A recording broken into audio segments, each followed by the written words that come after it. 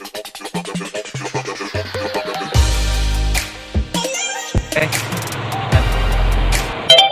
ano ng dagat. Kukunan nga natin ng konting kung ano itsura niya. Oh, lakas nga. Oh, malakas ang alon. Ayan na. Wow, lakas. Laki ng talon ng tubig.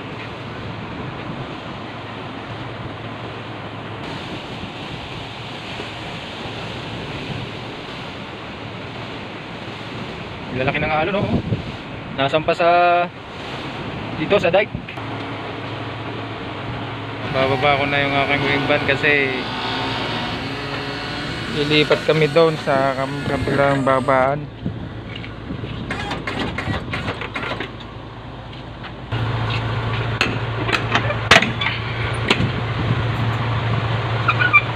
Ilipat kami doon sa kabila na loading area nila para mapunuan.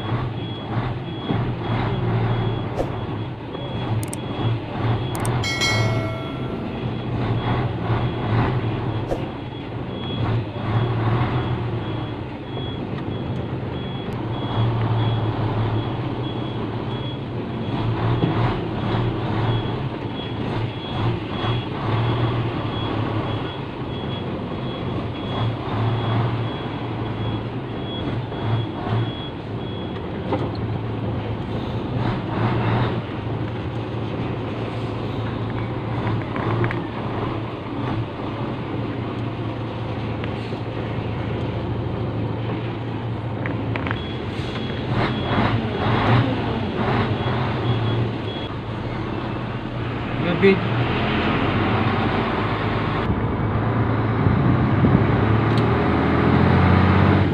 Bakit kaya? Ang checkpoint sila dyan. Magpupunta ka niya. Record.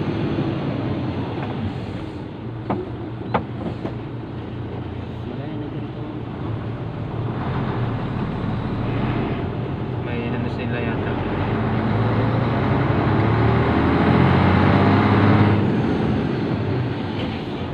Naglo-loading ay chichikapin ko muna aking gulong kung okay yung mga pressure ng hangin niya.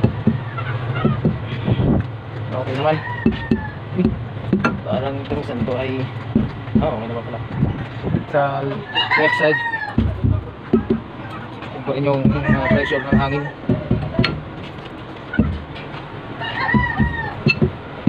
Okay naman. Okay siya.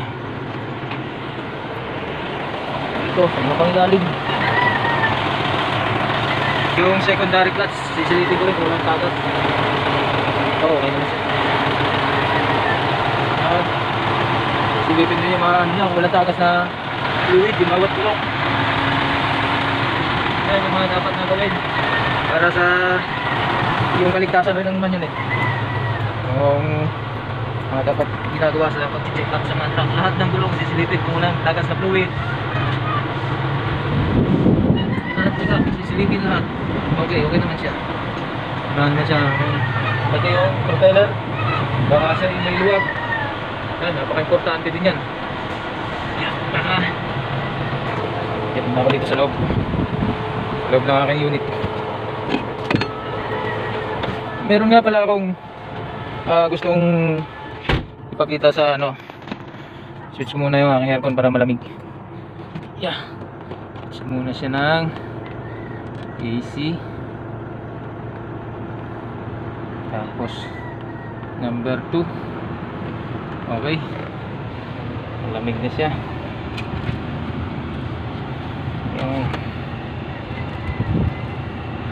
Ito nga pala yung mga manual dito na makikita sa taas. Kadalasan ito ay makikita dito sa mga Isuzu. Ito, yung switch na to, yan ang taas niya ay manual. Ito ay auto. Kailangan kapag nananakbo ka, laging naka manual yan. Kailangan lagi siyang nakaset sa ganyang tsura, laging nasa manual. At ito naman yung pan-double. Pag yan ay nilubog mo, yan ibig sabihin yan naka-double. Double siya, kailangan hindi siya nakalubog yung switch. At yan eh, pag naka-double naman, makikita nyo sa dun sa ano, papakita ko dito sa ayun yung dashboard nya. Ayun o, makikita mo siya umiilaw. Naka-double yan. Ang double ginagamit lang yan kapag ikaw ay nag-aahon, yung para kung nahihirapan siyang umahon, dalawa sila, double silang magpupuwersa yung ano doon, axle sa likod, axle mga gulong. Ayan, naka ano siya, naka-on siya. Ulitin ko, yung double ginagamit lang yan kapag nag-aahonin. At kapag ikaw naman ay ang takbo mo ay diretsuhan, yung home run, ika nga, yung mabilis, nasa highway ka, expressway, ay huwag mong gagamitin yan, masisira yung propeller mo. Ayan, papatayin uli natin yung switch. Off pala, off. Yan, hindi mo na siya makikita dito sa dashboard. Yun, itong inaano ko na to, pwede nitong gawing guide dun sa mga beginners driver. At sa mga beginners naman, ito yung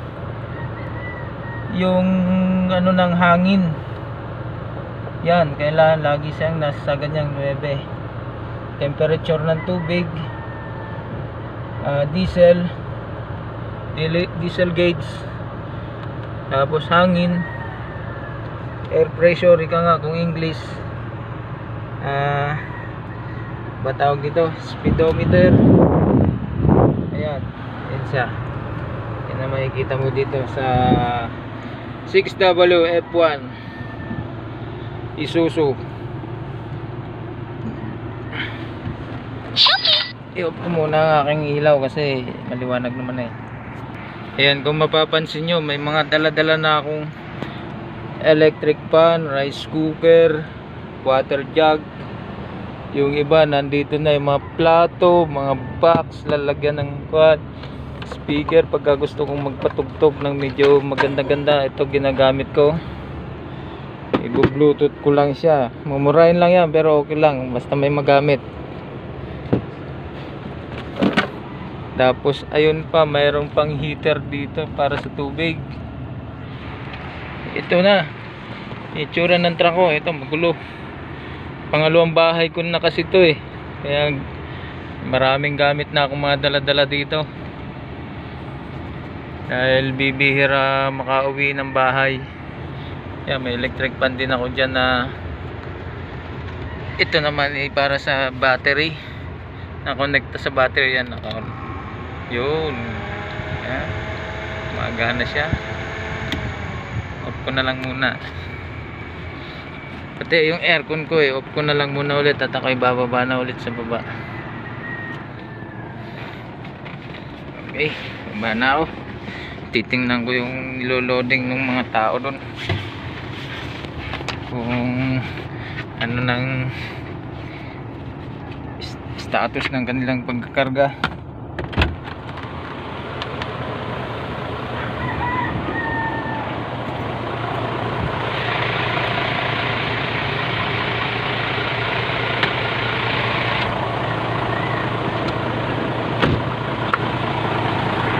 Mga beginners driver, na dito yung lalagyan natin ng fluid para sa brake.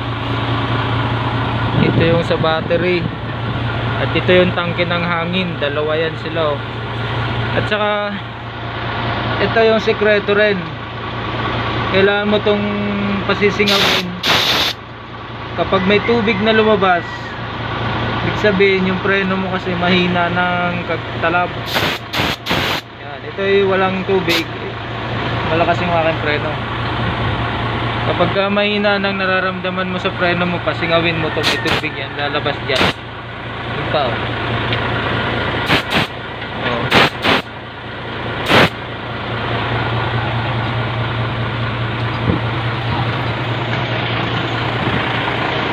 Nandito yung ano niya, yung lagayan ng ATF para sa gearbox sa manibela, para malapot sa pitin ito. Dito ka maglalagay ng ATF, automatic transmission fluid. Ito yung sa clutch, yung lagay ng clutch fluid nya para sa mga beginners driver. Lagi nyo chichikapin to. Ito tsaka kailangan naka level lagi, maximum level, hanggang dito yung fluid. Tsaka pwede naman kamay yan, para makita mo kung nyo kung mayroon yan. Ayan, makita nyo kung may laman yung inyong fluid. Naglagay takip. Ayun.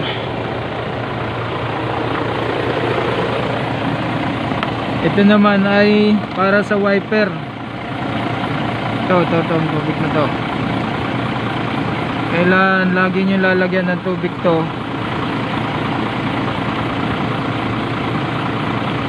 Itong wiper na ito. Kasi pagka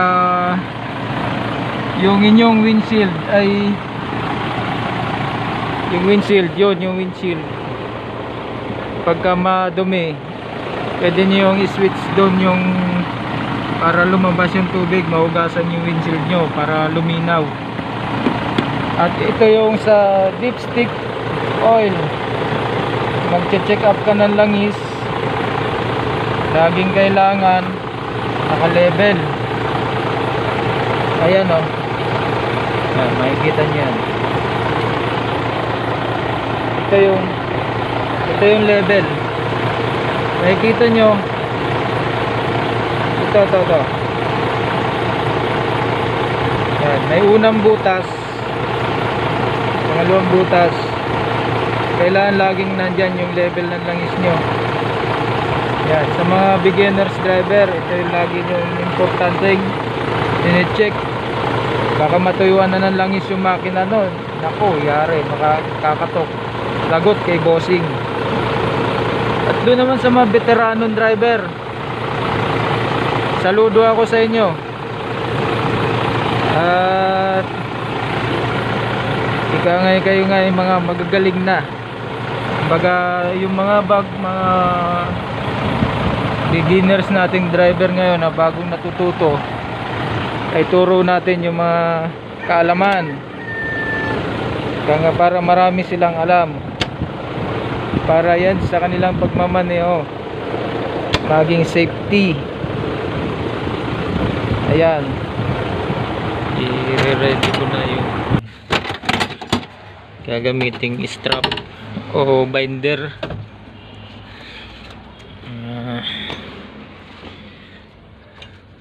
Tatlong piraso, tatlong strap. Yan, tatlo ring lock.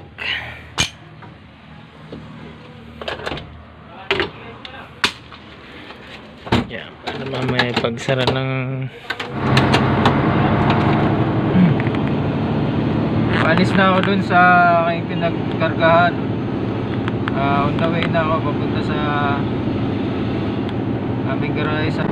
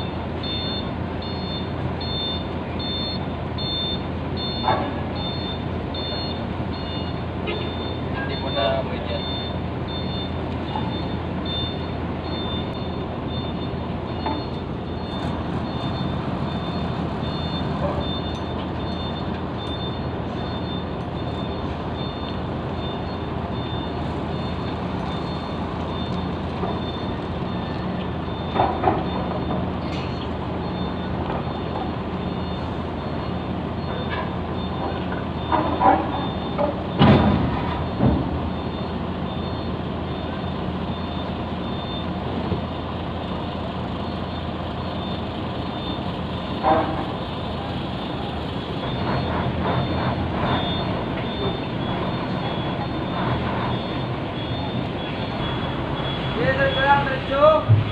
Diretso. Diretso. Hop.